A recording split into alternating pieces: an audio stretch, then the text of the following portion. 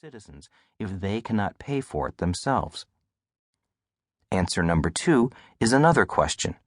Will your children's education prepare them to be financially secure enough not to need government financial and medical support at the end of their working days? The rules have changed.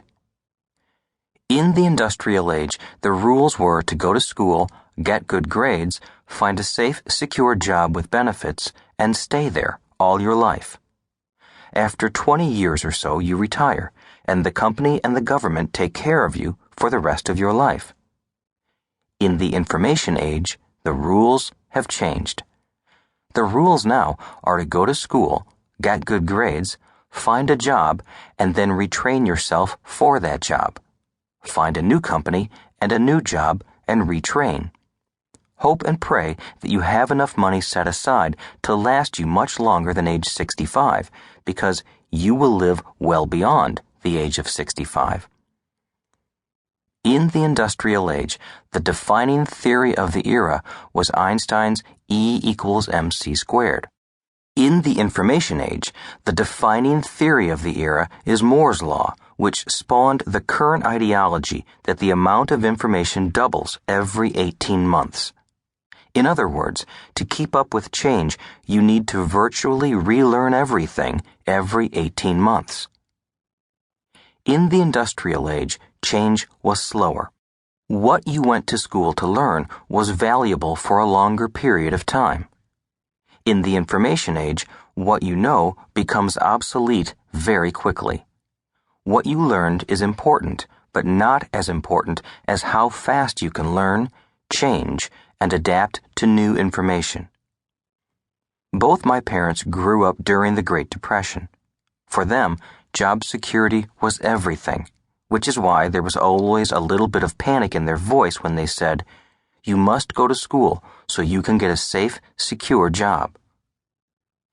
The challenge is not to get left behind as you become obsolete working at your current job. Here are some more subtle yet significant changes between the two ages. In the industrial age, the employer was responsible for your retirement plan. In the information age, you as the employee are responsible for your own retirement plan.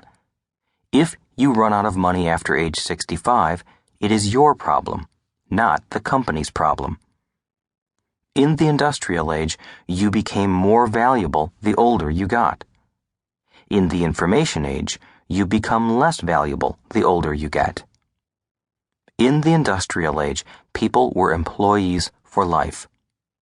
In the information age, more people are now free agents.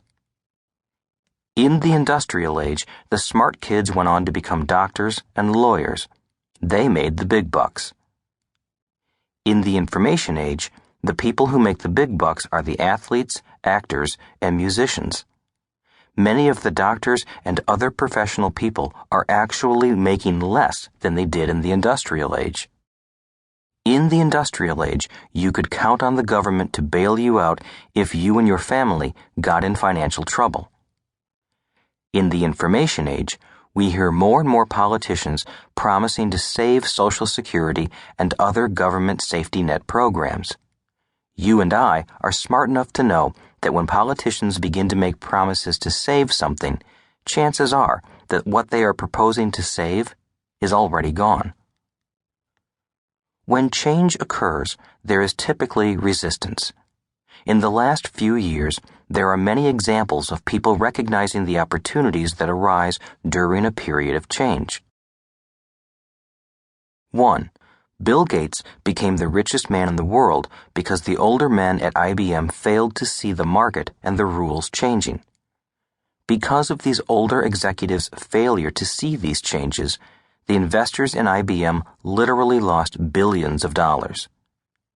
2. Today, we have information age companies started by 20-year-olds buying industrial age corporations run by 45-year-olds. 3. Today, we have 20-year-olds becoming billionaires because 45-year-old executives failed to see the opportunities the 20-year-olds saw. 4. Today, we have 20-year-old self